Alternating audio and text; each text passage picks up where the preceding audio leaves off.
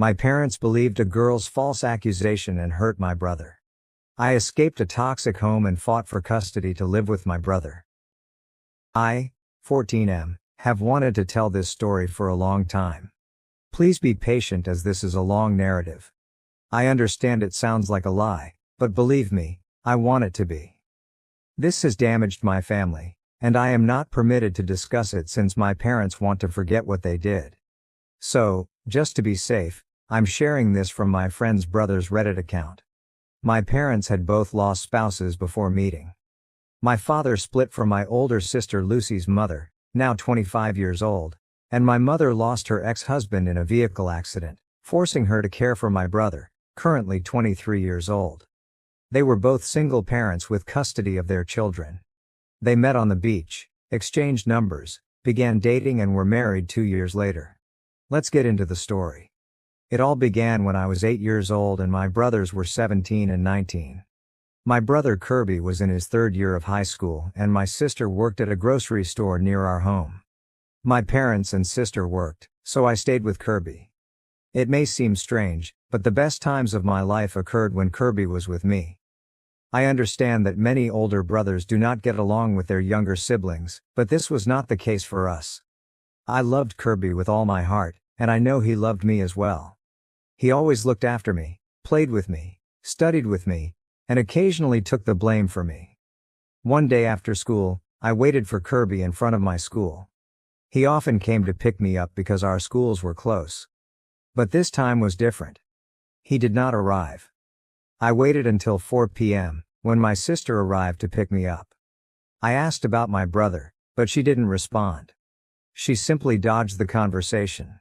When we got home, I was stunned by the sound of things breaking in the house and my parents' terrified shouts. When we entered the house, the situation could not have been worse. Kirby was on the floor while my father kicked and threw dishes at him, and my mother screamed horrific words at him. I was so terrified that I refused to leave my sister's side. She escorted me upstairs and instructed me not to leave the room till further notice. I remained there, listening and crying. I had never seen my family like that before, and I am still terrified of them, no matter how old I am. Suddenly, I heard sirens. When I peeked out the window, I noticed 2 vehicles and numerous police officers exiting and entering the residence. A short while later, I heard more shouts and the voice of an officer proclaiming an arrest. I witnessed my father and mother being forced into a police van. My parents screamed and cursed at my brother. At 2:04, my parents screamed nasty things at my brother, calling him a disgusting worm who deserved to die. My mother has always agreed. I went downstairs after they were put in the car at 2:10 p.m., and it was terrifying. Lucy was crying on the floor as Kirby held her in his arms. He was thoroughly bloodied and bruised. After that scene, everything was a blur. I only recall being inside an ambulance in the hospital. It was more like a dream, but my sister disagrees, claiming it was a nightmare and the worst day of her life. About 3 days later, my parents were still in jail for assault and attempted murder. So my sister took a few days off to care for me. Finally, I mustered the confidence to ask my sister what had transpired. Lucy, the first person to ever treat me as an adult, told me the truth. Our brother Kirby was accused of rape by a girl in high school. The girl went to the principal, crying and battered, and accused Kirby of abusing her. Our parents and the girl's parents were summoned to school, and the police were also engaged.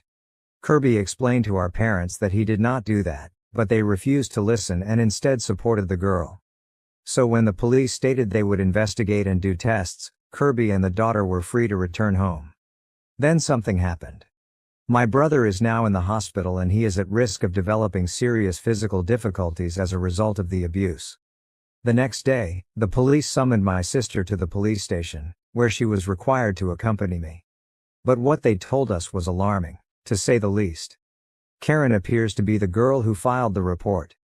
Karen, if you see this, please know that you are the most horrible person I know. I hope you burn in hell, bastard.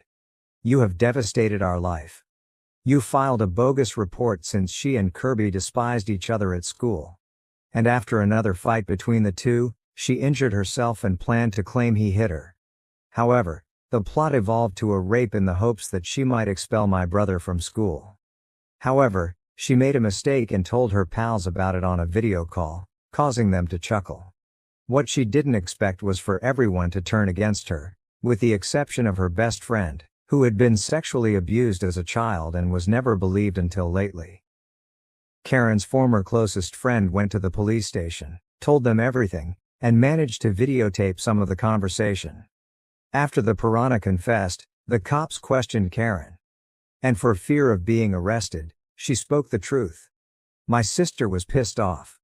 She wanted to kill Karen at the time, but the police talked her down, telling her that Karen's parents would have to pay a fee for the false charge and defamation. My sister thought it was fine, but not sufficient. When we returned home, our parents were present. And as soon as my sister spotted them, she exploded, shouting about everything that had transpired at the police station. They listened in silence, becoming more startled with each sentence. My mother was already in tears by the time my sister finished, and my body remained paralyzed. Then he did the worst thing. He said, "Are you sure about this?" That was the worst use of words I've ever heard. Lucy delivered a lengthy lecture on how they were awful parents for believing in that circumstance without any proof. And my father tried to rationalize that the girl's words were really valuable. But my sister did not contest it, claiming that without evidence, words were meaningless. I understand that many raped persons are labeled as liars when their allegations are unproven, but this instance is different. Karen lied and fooled everyone for petty reasons. I hope you can understand. My father was defeated and the home was silent for several days. It was not the same without Kirby. He was the soul of the house. He was kind and friendly to practically everyone. He always provided us joy. I still don't understand how my folks were so easily seduced by Karen. I despise them for that, and I will never forgive them for their actions. Kirby awoke after a long time, only to find himself in horrible health. To give you an idea, his jaw was fractured, he lost 60% vision in one eye, his arm and wrist were broken, his ribs were severely wounded, and he narrowly avoided puncturing his lung. His leg was so severely wounded that he would never be able to walk normally again without assistance. It also caused him to experience post-traumatic stress disorder, sadness, and anxiety. My brother was never the same. He is still in serious pain and requires a lot of controlled medicine. He didn't talk for weeks, and when he took out the gadget that held his jaw in place, it didn't change much. He only responded when we asked a question. When he was hungry, he didn't say anything and he frequently burst into tears. I believe it was due to the trauma. I wanted to hug him, but his injuries were so terrible that it was dangerous. My parents tried to visit my brother several times. My mother begged and my father tried to push us to accept them. But my sister prohibited them since she knew my brother didn't want to see our parents. And she told them that, but it wasn't sufficient. My mother was unable to visit him one day due to work, but my parents viewed this as a chance to pay my brother a secret visit. I believe their thoughts would be something like this. Let's go see our son, apologize, he accepts, we'll be fine, and we'll be one big happy family again. What a big mistake. As soon as they entered the room, my brother let out the biggest scream I'd ever heard from him. Soon, physicians and nurses entered the room to try to calm my brother down. He commanded, "Get them out of here. They're murderers. They have come to kill me. Please take them out of here," Kirby yelled out, and then fainted out from tension. Of course, following that, my parents were banned and barred from visiting Kirby. Only my sister and I were allowed to see him. My mother sobbed all night and my father blamed our brother, claiming he was exaggerating. Kirby was released from the hospital after months of physical and mental recuperation.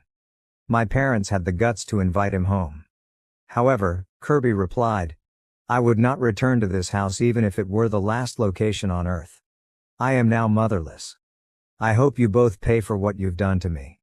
Kirby moved to live with his paternal grandparents, who had no idea of the circumstances before then. They took preventive precautions against our parents. He welcomed my sister and me to visit him at any time, and we did. In fact, I spent more time with him than my parents at home. The final straw came during a family party, when we discovered that my father had lied to our entire family. He informed them that Kirby had dropped out of school to live in a drug-infested environment and had fled home, taking his belongings and the money they were saving for my college. But my parents didn't earn that money. Kirby and Lucy were the ones who raised it for my tuition. Kirby had done several odd jobs and was now saving because he believed I deserved a better future. My sister and I were furious.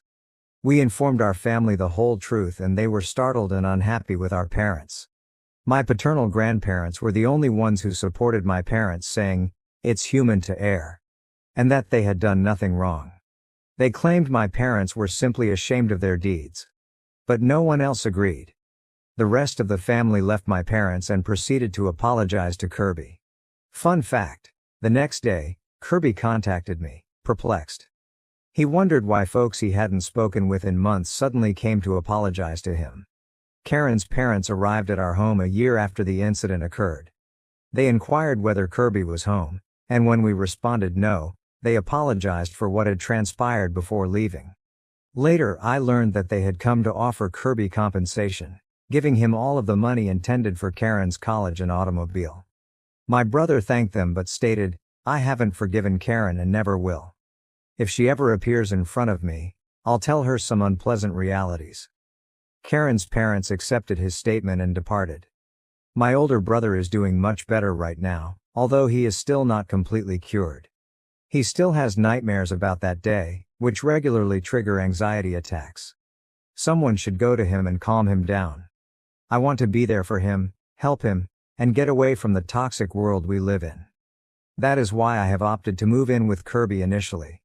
I spoke with my brother. He was hesitant at first, but eventually accepted the idea and told his grandparents, who consented. I also chatted with Lucy, who felt it was an excellent idea. However, when I spoke with my parents, the tale was completely different. My mother burst into tears, and my father got hysterical, claiming that everyone had already abandoned them and that his youngest son would do the same. I became upset and informed him that I had already abandoned him that fateful afternoon and that he would never accept me back. My father, a guy in his 50s who had always said that sobbing was for sissies, began wailing like a baby. He explained that he had already lost everything and did not want to lose me as well. I couldn't bear the situation, so I left the house and went to a friend's house to vent. My friend admonished me, telling me that I shouldn't forsake my parents like that. His older brother, Steve, the creator of this Reddit account, interfered and begged him to quiet up, claiming he knew nothing. Steve informed me his brother had a poor mind and pushed me to seek further viewpoints. He introduced me to Reddit and suggested that I post my question here. So gentlemen, what should I do? Update 1. Well, a lot has happened since my initial post here. I had a question, but I'd like to thank everyone for helping me make up my mind. Thank you so much for your encouraging words, and thank you to Steve, the owner of this account, for his support as well. Let's get started. I ended up fleeing my home since my parents banned me from leaving. I waited until they went together to go shopping, something they frequently did without me because they treated me like a child and assumed I'd just beg them to purchase stuff. However, this time, they pushed me to join them, which threw off my plans. I opted to pack the essentials in a backpack, along with some snacks to keep me going. As soon as we were to the market, I wanted to use the restroom. Fortunately, my parents were so preoccupied with how the price of food had risen that my father simply instructed me to leave and return shortly. Plot twist: I did not come back. I dashed out of the market and boarded the bus closest to Kirby's grandparents' home. When I arrived, Kirby's grandma welcomed me and encouraged me to relax while I waited for Kirby and his grandfather to return home. When they arrived, I informed them what had transpired, including what I had posted on Reddit. My brother's reaction was not what I was expecting. He stated it was highly irresponsible of me to flee, that it was risky, and that something terrible could have happened.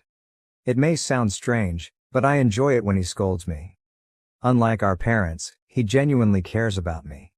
I could be gone for 3 days and they would not notice. In truth, it had happened previously. They simply became enraged when they discovered this. I took the scolding well and asked if I could stay. My sibling commented, You will come back here even if I send you back to their house, so you better stay." I was overjoyed and hugged him. His grandparents were likewise thrilled with my brother's decision, but my elation faded when he said that I would have to contact my parents. I resisted, knowing they would come for me, but my brother insisted, saying, "They are responsible for you. And if you don't tell them, they can call the police and claim that I kidnapped you and am holding you hostage." I hesitantly called my mother. She barely responded before she began yelling at me and asked where I was.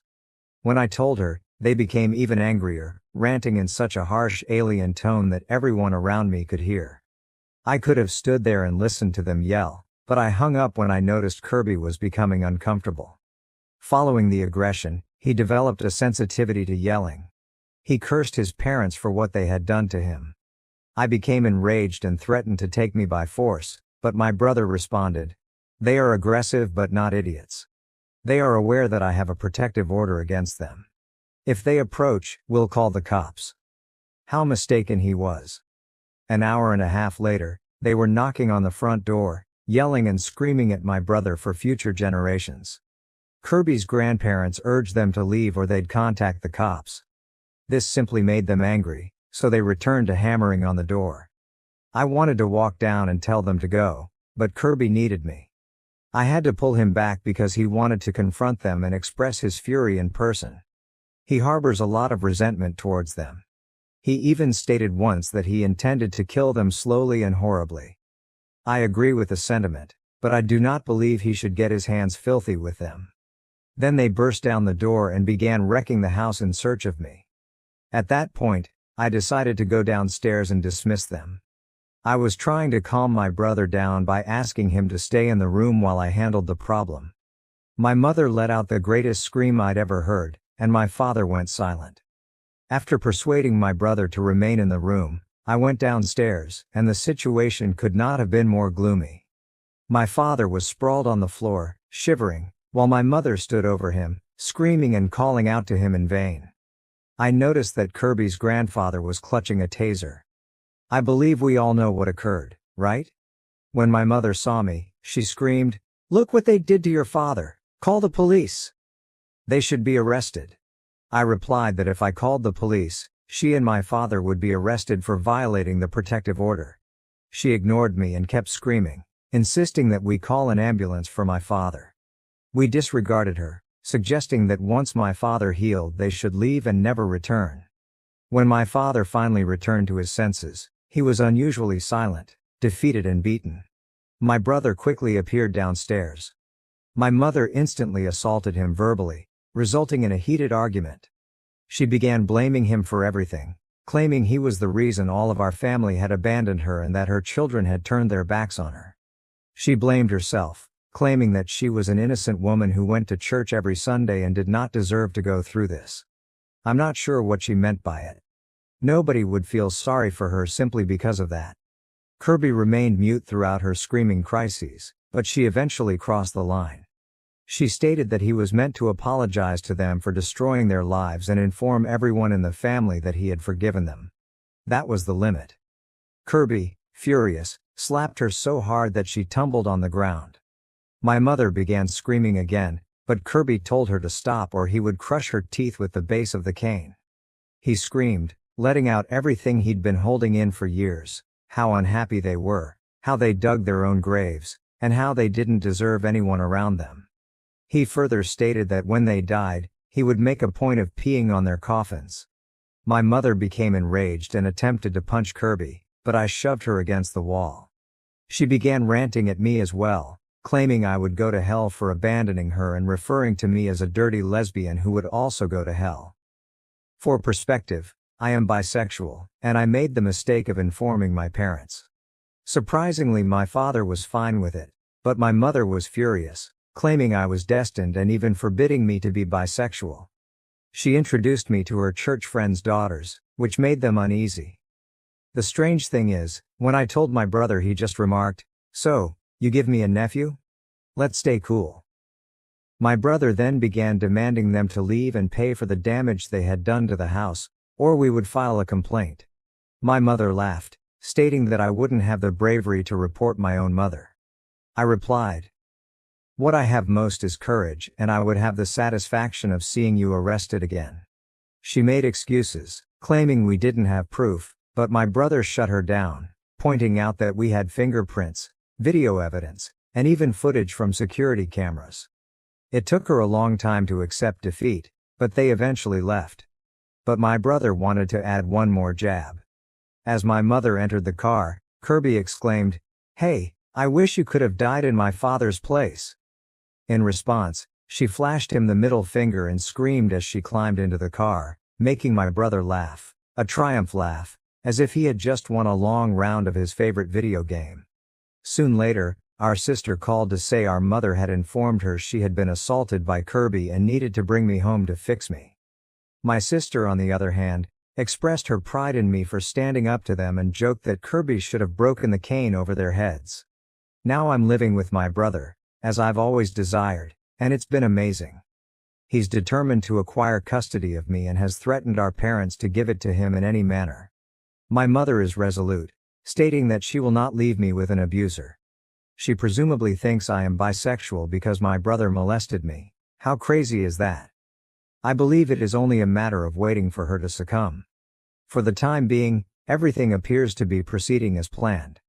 I had a passionate talk with my brother before he fell asleep. He was thinking about what life might be like if his father was still living. I informed him that his life could have been a little better. But he said, maybe. Maybe not. If he hadn't died, I might not have experienced the aggression, but I wouldn't have my two angels in my life. Then he kissed my forehead. I must confess, that was very lovely. I hugged him. I adore him, and I am confident that we will always defend each other. Thank you to everyone who has supported me. I hope nobody has to go through what we did. For those who feel our narrative is untrue, I wish it were. I wanted us to be a good family that accepts and protects one another regardless of the circumstances. However, this can only occur in my dreams. See you folks, maybe I'll update with the outcome of the procedure, so see you then. Update 2. Hello everyone, thank you very much for your support. Believe me, I am fine, and my brother is better, but fine is insufficient for him. He wants my custody at any means and is pursuing my parents with everything he has. Well, I wouldn't be here just to say we're fine, so let's get to the point. We were enjoying a peaceful afternoon when there was a knock on the door, which had already been repaired by a friend of Kirby's grandfather. I went to answer it, but was astonished to see my father present. I immediately sent him away, but he said that he simply wanted to communicate and didn't want to make a fuss. I told him to **** off and that we would only communicate in court. However, my father insisted and Kirby's grandparents threatened to contact the police.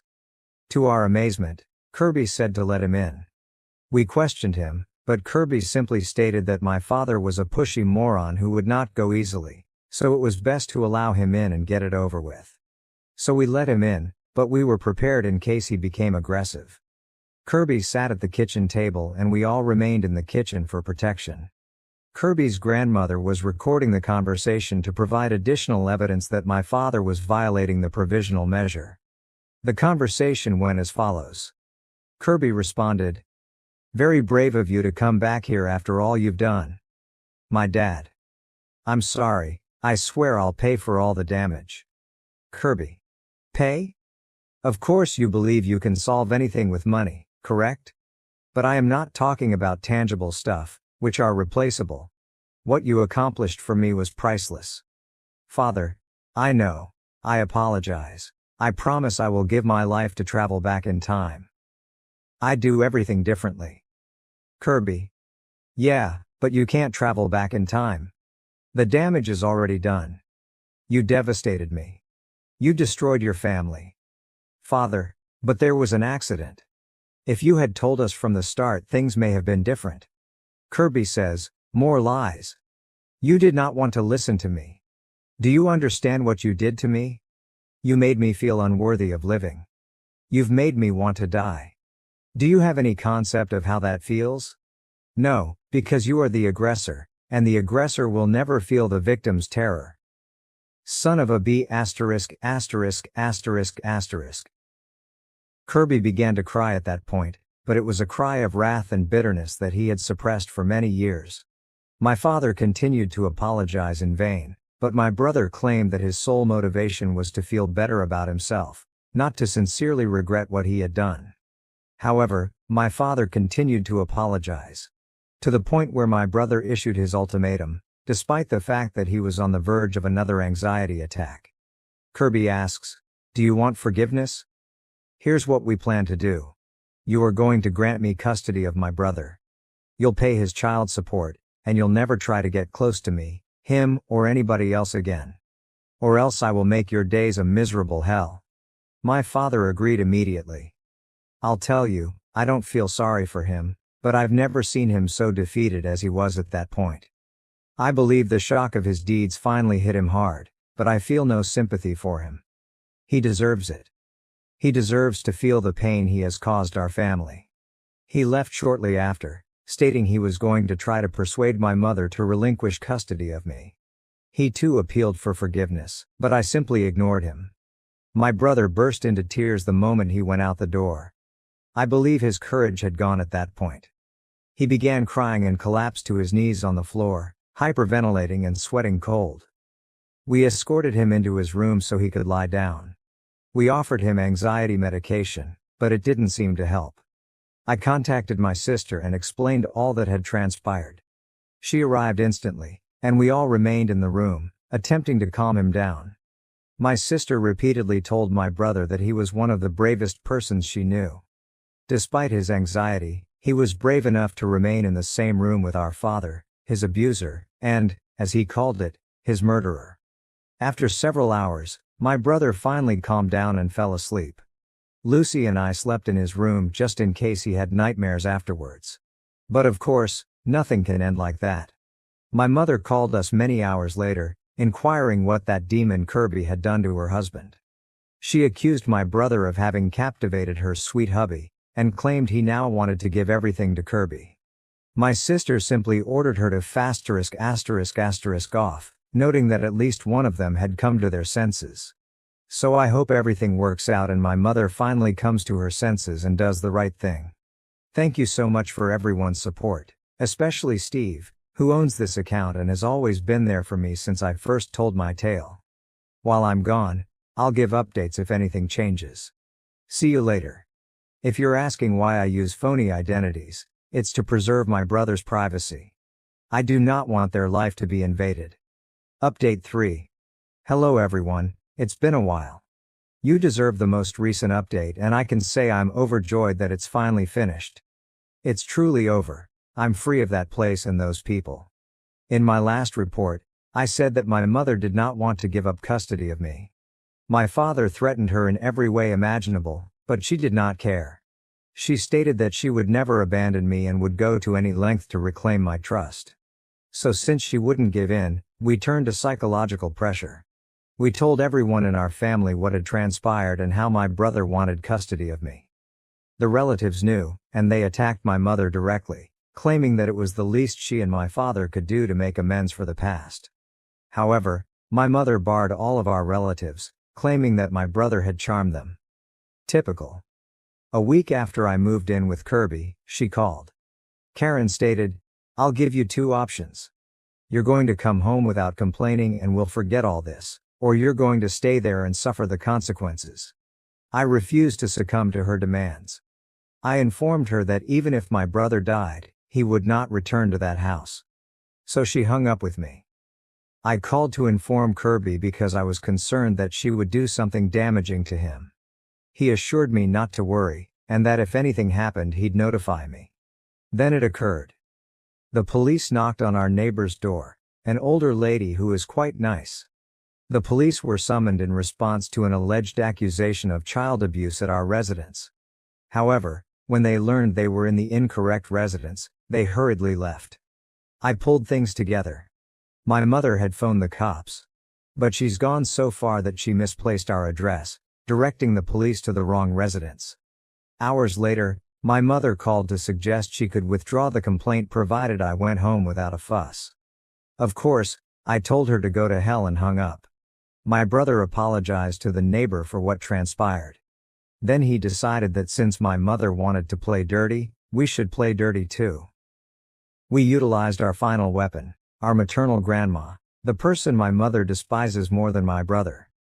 It was tough to get her contact information since, sadly, our grandma despises me and my sister for reasons we cannot control. It was tough to get her contact information since, sadly, our grandma despises me and my sister just because we are our father's children. Yes, she is the traditional grandma who has a favorite grandson, in our case Kirby, which provided us an unfair advantage. We eventually discovered her after searching for her phone number or address. So my brother called her and told her about everything, from the assault to our current situation. When asked if she could help my brother, Grandma's sole response was that she would be here as quickly as possible. And believe me, she arrived in our city an hour and 30 minutes later, which was okay because my brother had simply asked her to call my mother. And she agreed to the bargain and went straight to my parents' place for a surprise visit, which my mother absolutely despises. She called me and Lucy and asked if my brother had anything to do with it, which we disregarded. Her reaction was even enjoyable. Our grandma was purposefully driving our parents insane, and they couldn't fight back because, as I know, my mother is greedy, and my grandmother owns a large plot of property that, if sold, could provide for someone for a long time. That's true, my parents are not only fools and psychopaths, but also greedy. I believe my brother must have married into the wrong family since it is simply inconceivable. And after 2 weeks of misery for our parents, my mother finally asks when she'll leave. She stated that she would only go if my mother relinquished custody of me, with which my mother disagreed. She wanted our grandmother to depart, so she played the final card. Either my mother would relinquish custody of me, or she was entirely out of will, son and money. Guess which one won? So we went to court, and if looks could kill, my parents would have already been buried. The judge became agitated as he recounted the events of the past, wondering how my parents escaped justice so easily. Unfortunately, in today's world, money is more valuable than a person's sins. My father even hid his face, but my mother was there, unconcerned, convinced that she had done nothing wrong. I believe the most stressful moment was when Kirby and my mother confronted each other. Believe me, if you were there and seen the stares they gave each other, it was scary. I sometimes forget that these two once lived together. My mother may appear regular and friendly, but she is deceptive and manipulative. If you do or say something she disagrees with, you are perceived as a threat and heavily reprimanded for it. My brother, on the other hand, is so open-minded that it nearly scares me. He can make friends with just about anyone. If you see a young man with a cane and smiling and waving, it's probably my brother. So why can't I grasp how these two contradicting beings share the same body? Returning to the process, it was both complicated and speedy. After all, my parents were unwilling to fight for me, so our lawyer reached an agreement in which I would live with my brother and my parents would be required to pay a very significant alimony. My mother questioned why they had to pay child support since I was now my brother's responsibility, but my father and grandmother advised her to shut up and accept the deal. We eventually obtained it after a long and stressful process. Now I can live with my brother and they will have no control over me. I erased my parents' contact information exactly 30 minutes after receiving the results. I don't need it anymore. They will now become a part of the past that I would like to forget. But wait. There's more. Our granny had an epiphany before she went. My mother had never been mentioned in the will. Our grandmother took her away soon after she married my father. It was even funnier. She essentially swapped it for something she'll never have. My brother is the only person mentioned in her will, which is fantastic in my opinion. Our brother Kirby got all he wanted and deserved. I'm not sure if I call it divine justice or whatever, but he deserved it, and we couldn't be happier about it. I'd like to thank everyone on Reddit and the owner of this account. I'm glad you helped and guided me during this difficult time in my life. And now there's a happy ending. Even more personally, I hope I won't have to return here until absolutely necessary. That's it for today's stories. If you enjoyed these, don't forget to like, subscribe, and hit the bell icon so you never miss an update. Have a crazy story of your own? Drop it in the comments. I'd love to hear it. Thanks for watching Redditary, and I'll see you in the next one.